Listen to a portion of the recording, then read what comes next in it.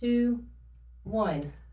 Hollywood writes America out of the moon landing, Nike turns Colin Kaepernick into real-life Al Bundy, and lefties learn the most important business lesson of the Trump era.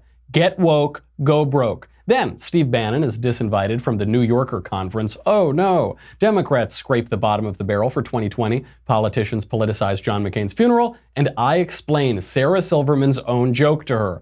I'm Michael Knowles, and this is The Michael Knowles Show.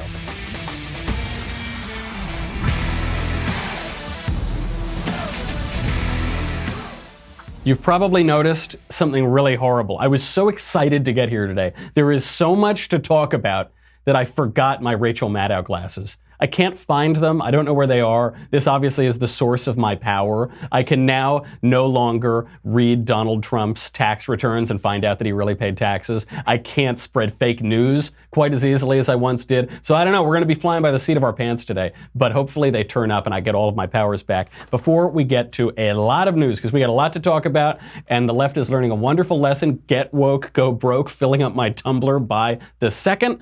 Before we get to that, I want to thank a sponsor, Mint Mobile. Oh, is Mint good? Hey, do you have one of these things? Do you have one? I have one of these. People yell at me and they say that because I don't answer my phone.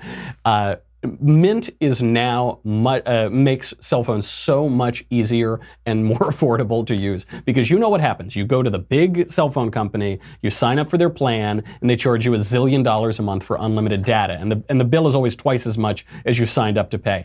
Mint has figured this out. The big in big wireless stands for big contracts, big bills, big secrets. Mint Mobile is the game-changing company that's taken everything wrong with big wireless and made it right. It's proving to millions of Americans that your wireless bill doesn't have to be the worst day of your month. It will cut your wireless bill down to just $15 a month. They have plans ranging from $15. You can go a little bit higher if you want more data. But when I say $15 a month, I mean $15 a month. I don't mean $15 a month plus $300 in fees and taxes and whatever. I mean $15 a month. You can keep your old number, all of your existing contacts. You can choose 2, 5, or 10 gigabyte 4G LTE plans. The way that those big companies get you is they sell you a ton of data that you don't need. Don't do that. Go with Mint if you're not 100% satisfied. They give you a 7-day money-back guarantee. Outfox the old wireless bill. Start saving with Mint Mobile. $15 a month plus free shipping on your Mint Mobile SIM card. Go to mintmobile.com/covfefe, C-O-V-F-E-F-E. mintmobile.com/covfefe, C-O-V-F-E-F-E. Get it down to $15 a month. Get a free shipping on your Mint Mobile SIM card. mintmobile.com/covfefe, C-O-V-F-E-F-E. Okay, let's get into this today. Now that we've got the cell phone squared away, we're mourning the loss of my Rachel Maddow glasses. Let's mourn the loss of leftist companies' money. Because they are learning this hard lesson. Repeat after me. Get woke, go broke.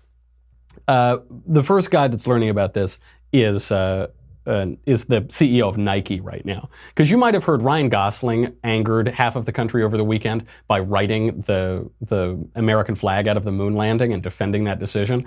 So I think he thought that he had the best way to offend Americans over the weekend, and then Nike turned to him and said, Ryan, hold my Gatorade, because they decided to make the new face of Nike, the new image that they are going to put on all of their advertising, Colin Kaepernick, the guy who disrespects and protests the American flag, the symbol of the country itself. The quote that they're using on this stupid image of Kaepernick's head says, believe in something, even if it means sacrificing everything. Here's how people are reacting. I'm gonna enjoy. Hell, I might buy some Adidas. You know how many other sneakers there are to buy? To choose from? You're going to go ahead and say, hey, buy them our shoes. We stand with people who kneel for the national anthem. Well, sorry, Nike. I've been buying you for the past 20 plus years. Not anymore. For those of you who are just listening, I think you got the gist of it. You could probably hear the little sweatshop produced shoes crackling in the background, but this guy's burning his set of sneakers. And this is really hard for me because I don't know that I've ever even considered wearing running shoes out in public. I'm not a big exercise guy, as you might have discovered. But let me tell you something. If Nike produced penny loafers, they would have lost one customer today, baby. They would be out of it. They don't make that, unfortunately. But I still now, anytime I do buy athletic gear, not using Nike. I think this is true of half the country. The statement is obviously ridiculous. Believe in something, even if it means sacrificing everything. Conservatives get this wrong sometimes because we too focus on the form and not just and not the content. So you can believe in some, I mean, Mao believed in something, Stalin believed in something, Hitler believed in something. All of the worst ideologues in history have believed in something. They've just believed in bad things. David Duke believes in something, right? Louis Farrakhan believes in something. So you believe in something, but the question is, what are you believing in? And what Colin Kaepernick believes in is that he hates the United States. He hates this country. I want to spell this out. I've been tweeting about this, and the left doesn't seem to understand this. Colin Kaepernick is protesting the United States itself, the country itself. How do I deduce this? Well, Colin Kaepernick is protesting the national anthem, which is the Star-Spangled Banner, which is the American flag, which is a symbol of the country itself. The flag represents the country. The Star-Spangled Banner represents the country. Now, people will say, well, he doesn't say he's protesting the flag. That's not true, by the way. He does say that he's protesting the flag. He said, I will not stand up for a flag of a country that oppresses black people, or whatever the change du jour is. So he actually does say that he's protesting the flag. But even if he didn't, even if he stands there, he's kneeling, he's not going to stand up for the American flag, and he says, I'm really protesting mint chocolate chip ice cream. No, you don't understand. I'm protesting mint chocolate chip ice cream. You say, no, but no, you're not. You might be saying that. You might think that that's what you're protesting, but you're not. Because what you are protesting in a demonstrable way, in a verifiable way, I can look at the video, you are protesting the Star-Spangled Banner, which is the flag which represents the country. That's what he's doing. And this guy, I don't think we should defend this guy at all, because some of the conservatives get this wrong too. They'll say, well, I defend his right to protest. Say, sure. Like, sure, I don't know that anybody disagrees with that. And they'll say the flag stands in part for the right to protest, and therefore I support his protest. No, yeah, you're actually right. The flag does in part stand for the right to protest. That's why it's so idiotic to protest it, because it's a self-defeating protest. If that is true, if the flag stands in part for the right to protest, then you're protesting the right to protest. So what are you left with? You're undercutting your own demonstration. As Chesterton said, there's a thought that stops thought. That's the only thought that ought to be stopped. But beyond this, for the people who think that Colin Kaepernick is really just this high-minded racial justice activist who's really seeing something that we're not all seeing.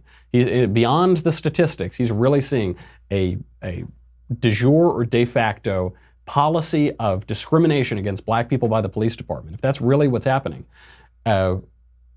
first of all, why isn't he protesting police departments? Why is he protesting the flag? But also, why does he make all of his other statements? Why does he wear T-shirts of Fidel Castro? Why does he make openly anti-American statements? The left is trying to turn this guy into some civil rights hero. That's not what he is. He's what the communists would call a useful idiot. Here's Colin Kaepernick defending Fidel Castro. So it's good to have an open mind about Fidel Castro and his oppression. I'm not talking about Fidel Castro and his oppression. I'm talking about Malcolm X and what he's done for people. No, I realize you're not talking about it because it's uncomfortable. One thing that Fidel Castro did do is they have the highest literacy rate because they invest more in their education system than they do in our prison system, which we do not do here, even though we're fully capable of doing that. He also did something that we do not do here. He broke up families. He took over a country again without any, justice and without any elections. We do break up families here. That's what mass incarceration is. That was the foundation of slavery. So our country has been based on that, as well as the genocide of Native Americans. Are you equating the breaking up of Cuban families with people going to jail in the United States of America? I'm equating the breaking up of families with breaking up of families. Wow. Amazing. That is amazing. That is really amazing, because this guy's a dolt. I mean, I'm not saying that he's the main issue here, but he's a dolt who is being used by seriously bad people and defending seriously bad things like Fidel Castro. None of what he said is true, by the way. I've been to Cuba. I don't think Colin Kaepernick has been to Cuba. I've been to Cuba. I've talked to the Cuban people. The propaganda that comes out of the Castro slave regime is that they have the greatest education system, they have the greatest healthcare system. It isn't true. I was talking to a Cuban. He said, there's the hospital, there's the famous hospital in Havana. I said, oh, so anybody can go in there and it's universal healthcare? I said, yeah, anybody can go in there. There won't be any medicine. You can't get any surgery done, but you can go in. Yeah, everybody can go in. And when you do go in, you've got to bring your own toilet paper. You've got to bring your own tools. You've got to bring your own instruments. And really what happens is people just purchase healthcare on the black market there. It's slavery. He says the Castros don't break up families. They're not, we by imprisoning our criminals, we're a slave country. Fidel Castro imprisoned a whole nation, a whole country for decade upon decade. This is the kind of stuff Colin Kaepernick stands up for. This has nothing to do with police brutality in the United States. This has everything to do with his actually communist idiocy. His actual defense, demonstrable, verifiable, there it is, I'm not creating something out of thin air, defending communist thugs. This is an anti-American ideology, and it's an anti-American ideology that fuels that protest. Before we get any further, because I've got to check the time so that we don't run out of time today, let me thank Movement. You know Movement, MVMT. We don't got time for vowels. Movement is that company founded by those two college dropouts. They started a watch company. It's grown like crazy. They've sold almost 2 million watches in over 160 countries around the world. They are revolutionizing fashion on the belief that style shouldn't break the bank. I love watches. I've worn a watch since I was 8 years old. I've always gone shopping for really good watches. I've always wanted to get a decent deal too. And sometimes, if you went into a department store, you got this Movement watch. This one is from the Revolver collection, which is their coolest collection. This would cost $400 or $500. Movement cuts out the middleman. I will tell you, every time I go specifically to the bank, but I've noticed this at other places too, but literally every single time I go to the bank, people compliment me on this watch. Other places I go to, though, parties, at bars, I get compliments on this watch all the time. It looks really, really cool. I love their stuff. You've got to go out and buy it so that they send me more freebies. Because I've actually bought these watches myself. They are so good. And the way I do that is with the promo code COFEFE. Get 15% off today with free shipping and free returns by going to mvmt.com/COFEFE, COVFEFE. See why Movement keeps growing. See why I keep buying it for my family and friends. It is great, and they've got an expanding collection. mvmt.com/COFEFE, COVFEFE. Join the movement. So that's Colin Kaepernick. The issue here, though, isn't just Colin Kaepernick, because some guy who is at the end of his football career and now has to become a shoe salesman. That's the real life story of Al Bundy, as many people on the internet were pointing out. But this is also terrible business. So I woke up this morning. This was trending all day yesterday. Nike, hashtag just do it, hashtag boycott Nike. Said this isn't good. I've noticed that when the left takes over businesses, those businesses go down, their profit margins shrink, and they start to lose money. This is exactly what happened. By the time I woke up this morning, Nike was down $4 billion in market capitalization. This is all because of Colin Kaepernick. And it's been fluctuating all day between $3 and $4 billion. They're down. This is not just a regular fluctuation in their trading. This is a direct response to Kaepernick, and it is a significant drop of 3% in the value of their company. This is true across businesses. I really don't understand why the left keeps doubling down on this, or rather why businesses keep doubling down on the left. It is costing them money left and right. And this tells us something about our politics. You're going to hear Democrats and critics of the administration harping on the generic ballot. Oh no, the generic ballot looks really bad for the midterms. Oh no, the generic ballot looks really bad for 2020. The numbers that we're seeing coming out of Nike, the numbers that we're seeing coming out of other businesses who embrace the left, are telling us a lot more than the generic opinion polls from political analysts. They're telling us a lot more. And, we can see it with this Ryan Gosling movie, The First Man, directed by Damien Chazelle. Is that how you pronounce his name? Damien Chazelle? I don't know. He's the guy who did La La Land. And now they've done this movie called The First Man, which is about the moon landing. And in the moment where Neil Armstrong touches down, they cut out the planting of the American flag in the moon. Ryan Gosling gave his explanation of this. He said, quote, "I think this was widely regarded in the end as a human achievement, and that's how we chose to view it. I also think Neil was extremely humble, as were many of these astronauts, and time again, he deferred the focus from himself to the 400,000 people who made the mission possible. So Ryan Gosling here speaking for Neil Armstrong, who most certainly would have called himself an American and was a proud American. Buzz Aldrin is ripping this movie for not showing the American flag, ripping this political talking point. But I think I've actually figured out why Ryan Gosling is spouting this sort of stupidity. This was in a little watched aspect of a Jimmy Kimmel interview. That's why nobody watched it, obviously, because it was part of a Jimmy Kimmel interview. But here, Ryan Gosling explains the only plausible explanation for his defense of not including the flag. But it's this thing that kind of sends you like, you know, ass over tea kettle for like, you know, like they would only do it for maybe 20 minutes at a time or something. But in the movie, because we had to get a lot of shots, I was in it for like 6 to 8 hours. For real? Were they going? Yeah, so I started to sort of smell a rat up here, you know. What do you mean? Well, like that something was wrong. Like I was that and getting banged around in the capsules and hitting my head, that something might be wrong. What was wrong? Well, I knew something was wrong when I called. I went home one night and I called Ava, and I was just hell-bent on this idea that there were people in donut stores all around the world, you know, trying to charm their way into getting free donuts. And what did Ava say to that? Well, she was so patient and listening, and you know, and then she was saying, well, you know, I think you might have, you know, drain damage. And I was like, no, there's donut charmers everywhere, and it's a problem, and no one's doing anything about it. This really happened? Yeah, and she was like, I've been saying you have drain damage as a joke, but I think you might have brain damage. You know, you should go to the hospital. Did you go to the hospital? Yes. You did? Yeah. And what'd they say? That I had minor concussion. That explains it. That's the only way to explain this defense. And all of that is to say, I don't really care what actors think, generally speaking. It doesn't really matter to me. If Ryan Gosling thinks that this wasn't an American achievement, who cares? What matters is that the movie lies about history. It revises history. And it says this wasn't an American achievement. This is a human achievement. And Jeremy Boring, the God King, and you know the sports correspondent from our sister network, Daily Wire 2, he wrote a great piece about this over the weekend, where he explained that sure, it's a human achievement.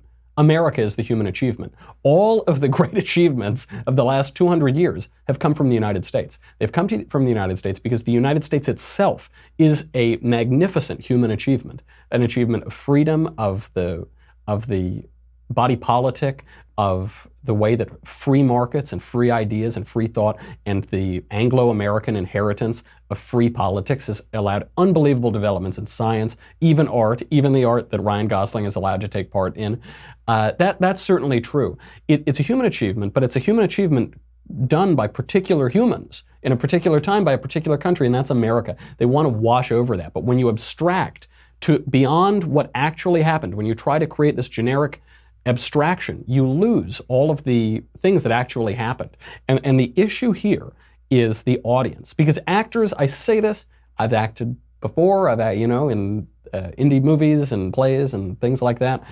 I say this in all humility. Actors are often not the brightest people in the world.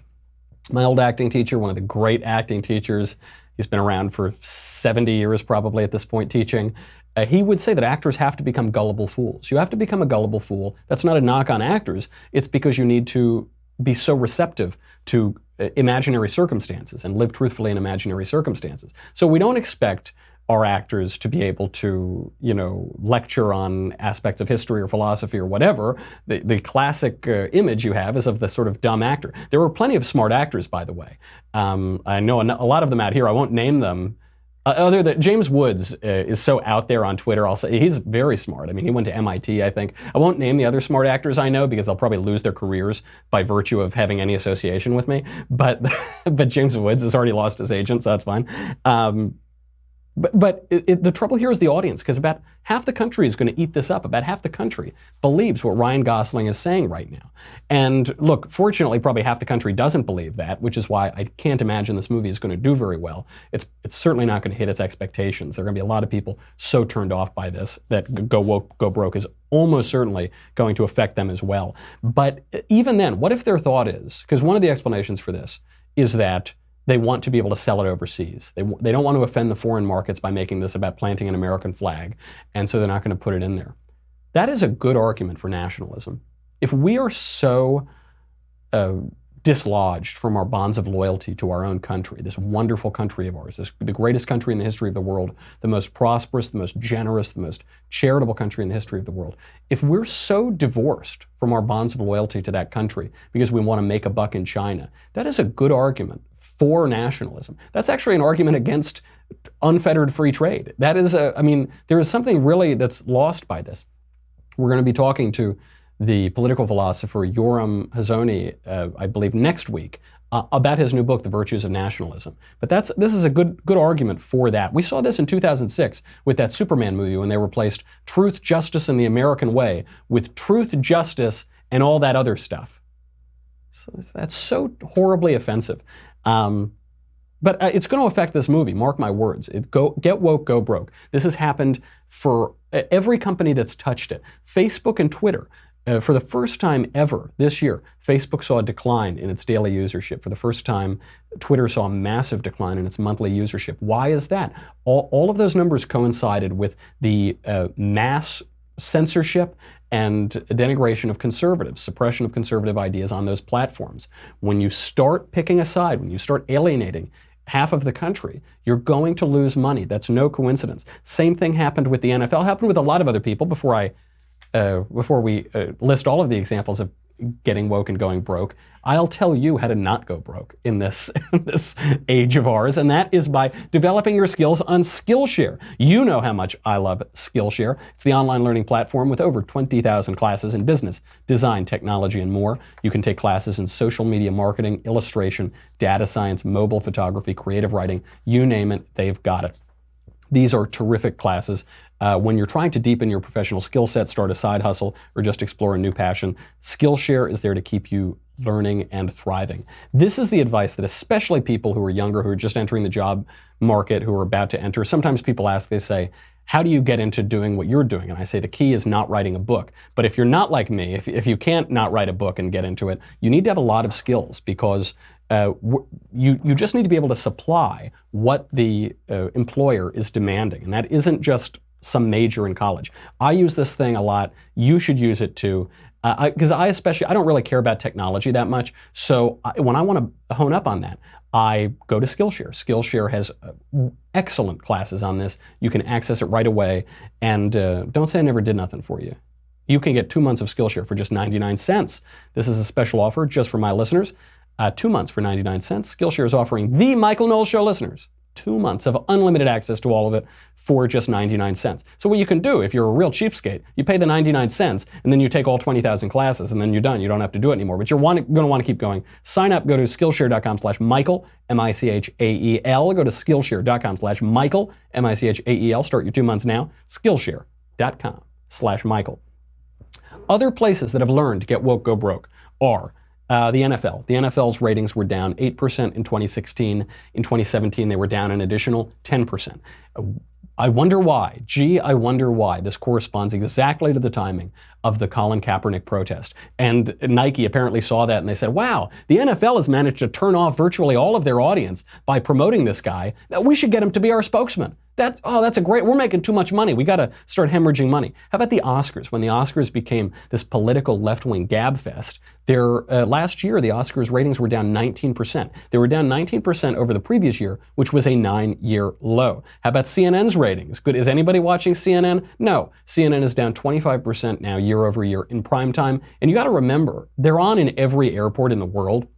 So if you took out the airports, I think they would have negative ratings. I don't know how that works technically, but I think there would be fewer than 0 people watching them. This even affects Marvel comic books. DC finally overtook Marvel comic books in sales. This was largely attributed by analysts to Marvel taking a turn for the social justice warriors. This is a really bad idea, and it has a lot to do with our politics as well. We can learn a lot when these lefties are going to be telling you, look at the polls, it's awful for Republicans. Just stay home, Republicans, you're going to lose. Trump's bad, it's blah, blah, blah, blah, blah. Look at the real polls, which are all of those numbers, because those polls are very reactive. They're very reactive to markets and to real people. It's still socially unacceptable in many quarters to say that you support Donald Trump. It's unacceptable in many workplaces, certainly on the campuses, in a lot of aspects of our society. So people are just not going to say it.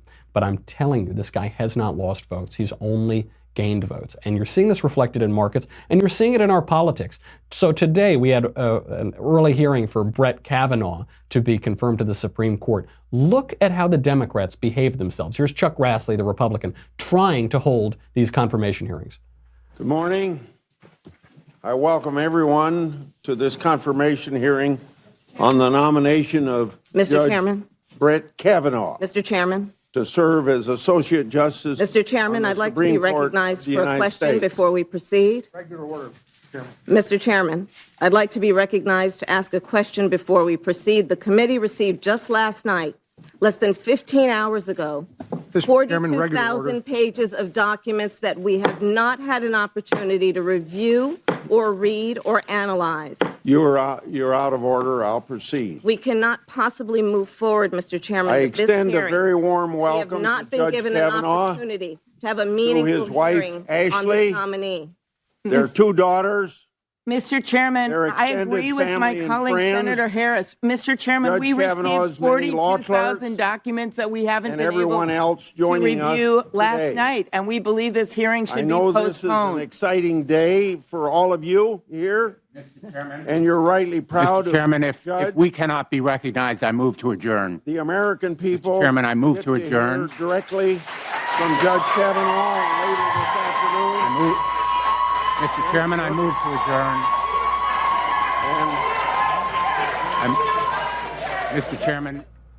Petulant little children. Chuck Grassley handled himself so well here by not even acknowledging their childish outbursts, their neuralgic little outbursts here. It says a lot about this party. They have no political recourse to this nomination because the American people voted them out resoundingly, in large part because of these Supreme Court seats. And they have nothing to offer. They have no points to say, and so they're going to interrupt. They have no respect for rules. They have no respect for decorum, and they're just going to say, well, but I don't like it. I'm going to, don't you? You said, listen, you have to conduct yourself like an adult. If you're not going to conduct yourself like an adult, you're going to be ignored. All of them. Mr. Chairman, I move to adjourn. Well, all right, you can move, go move whatever you want. Go move right on out of this place, man, because we're going to confirm Brett Kavanaugh. Ha, ha, ha, ha, ha. They've got nothing. And this is what they're going to run on. I mean, the reason they did this today is because they want to get good footage for their TV commercials when they're in their own elections. And Kamala Harris, who started all of that off, wants to get good footage for her presidential commercials. This is not going to play well. This doesn't look good. People don't really like this. They don't, it's sort of like the psychology of lines. You know, people don't mind how long a line is until people start breaking the rules, and then everybody gets very anxious. It's the same thing with politics. People don't mind when they're out of power, as long as everyone's playing by the rules, because they know there's a way for them to get back in power. But when they start breaking the rules like this, when they start trying to undercut the rules, shouting over people, having no sense of decorum, it's chaos. People hate that. People on the left and the right will hate that. Voters will not like that. So good. I hope you air this all over television. I hope you got your clips today, guys, because it really doesn't look good. Speaking of being petulant little children, Steve Bannon was invited to headline the New Yorker conference. You know that magazine that nobody's read for 30 years, the one with the cartoons that nobody understands, the cartoons that are just dry to the point of not being a joke. So he was invited to headline this conference, and then there was this massive pushback by Judd Apatow and Patton Oswalt, you know, the great minds of our generation, Judd Apatow and Patton Oswalt. They both said, we're going to pull out of this if Steve Bannon is invited to come. And, you know, I'm going to pull out of it too. I wasn't invited, but I'm going to pull out of it too. And they're going to pull out like petulant children. I think when finally the editor of the New Yorker said, okay, we're going to disinvite him now, okay? And then they all said, oh, good. And they said, I'm so relieved. I'm so relieved. And of course they're relieved. Heaven forfend you hear a political opinion that you disagree with. Heaven forfend. Because what they're saying about Steve Bannon is that he's a Nazi. And look, I don't know Steve Bannon. I've never met Steve Bannon. Some of my friends really don't like Steve Bannon. I'm more than willing to take their word for it on his interpersonal relationships. The guy's not a Nazi. There's no evidence that he's a Nazi. There's no evidence of that. But they just throw that around, and they call Steve Bannon a Nazi, and they call everybody else a Nazi. They call Ben a Nazi. They call him an Orthodox Jewish Nazi. They bandy this about. Look, Steve Bannon, there are many criticisms that one can make of Steve Bannon, like, for instance, how he lost us a Republican seat in Alabama. How do you do that? But this guy is very important. He was very important in the 2016 election. He was a chief advisor to the president. This guy could shed a lot of light on this moment in politics. He is a perfect guest to headline a conference that's about ideas. But they don't care about ideas. They want to shut out any idea that they disagree with. They would be horrified. They'll start shaking and crying if they hear an idea that they disagree with. Malcolm Gladwell, the guy who wrote those books like Blink, what was the other, Outliers, he wrote these very popular books. He tweeted about this. He said, quote, call me old-fashioned, but I would have thought that the point of a festival of ideas was to expose the audience to ideas. If you only invite your friends over, it's called a dinner party. This is a very good point. And they're all, everyone is coming and they're now piling on Malcolm Gladwell. This is a good point. It's okay. Ideas that you disagree with won't hurt you. By the way, even they say, well, it's racism and that's different. It's actually not really different. You should read ideas that are that bad. You should read ideas that you really, really disagree with, that you really, really, really disagree with. It's important to do that. The only reason that you wouldn't expose yourself to those ideas is because you're not confident in your own ideas, because you're afraid that you'll become a Nazi if you read a book by a Nazi. No. If you're confident in your own ideas, then you'll see why the Nazi was wrong, and it will shed light on how the Nazi thinks. But they don't care about any of that. Chelsea Clinton tweeted out, she said, quote, for anyone who wonders what normalization of bigotry looks like, please look no further than Steve Bannon being invited by The Economist and The New Yorker to their respective events in New York a few weeks apart. Chelsea Clinton, daughter of Bill Clinton, who recently sat on stage on a dais at Aretha Franklin's funeral with Louis Farrakhan, who regularly talks about how we've got to get rid of all those satanic Jews, who regularly inveighs against the Jews, the head of the Nation of Islam. What about that bigotry? She didn't tweet about that when her father was doing that, did she? Talk about hate. They talk about hate. The Democrats are always projecting, and so they're always projecting their own feelings onto someone else. They're saying, Bannon is hateful, he's hateful, and that's why we got to get him out, and he can't speak anywhere. Who's the hateful one here? Who's the hateful one? Seems like, isn't there a little irony here? It seems like you might be the hateful one here, but it's that politics that is so despicable. It's so disgusting. People don't like it. There are a lot of people who legitimately are liberals, who were on the left, who voted for a lot of Democrats, who won't vote for it now, who won't vote for Democrats now, because they don't like that. We don't like this chaos. We like a little bit of order. We like a little bit of reason. We like facts, and facts don't care about your feelings. I mean, this is true of liberals too. And those are the polls that matter. I mean, these are the things that matter in this election. We're told Trump is never ever going to win. He can't win. Republicans are going to get totally blown out of the. They're going to lose the Senate. Look at the polls that matter, though. Look at what the left is doing. What votes have the Republicans lost? What votes did they have in 2016 that they've lost in 2018? I don't see a whole lot. And the news keeps getting better. We've got to go pretty soon, but the news just keeps getting better. Right now, another news report out today, manufacturing index is at a 14-year high. It's at a 14-year high. We've got illegal aliens are getting off of welfare in huge numbers. It's down 20% in certain states, 600,000 people off of the dole because of President Trump actually enforcing immigration law. Things are going very well, and the economy is going very well. Consumer confidence at an all-time high, and manufacturing at this 14-year high. This is really good stuff. 14, 18-year highs, really good stuff. And it's what really makes me not believe the polls. And it's what really makes me not believe the new book by Bob Woodward. There's a new book out by Bob Woodward, which is saying that all of Trump's staff says he's crazy and he's an idiot and he's a lunatic and he doesn't know what he's doing and it's just chaos at the White House. And okay, I kind of like Bob Woodward. He's a good journalist. But what am I going to believe? Am I going to believe what I see happening in the country and the world around me? Or am I going to read the gossip from ex-staffers that talk to Bob Woodward? What am I going to believe? Because all I know is that manufacturing is at a 14-year high, consumer confidence 18-year high, unemployment is at in some sectors all-time lows, stock markets at all-time highs. What am I supposed to conclude from that? If chaos is what leads to that, bring on the chaos. If crazy tweets is what leads to that, bring on the crazy tweets. Bring it on, man. Because we all love the gossip. And Ivanka said this, and John Kelly said this, and he said that. Okay, who cares?